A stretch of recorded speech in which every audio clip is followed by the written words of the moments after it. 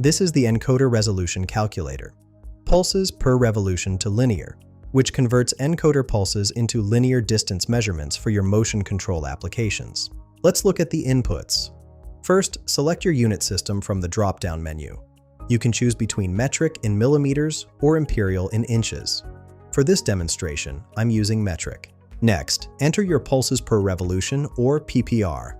This is how many pulses your encoder generates in one complete rotation. Then input your wheel diameter in millimeters or lead screw pitch in millimeters, depending on your mechanical setup. Let me show you a calculation. I'll enter 10 for pulses per revolution and 10 for wheel diameter.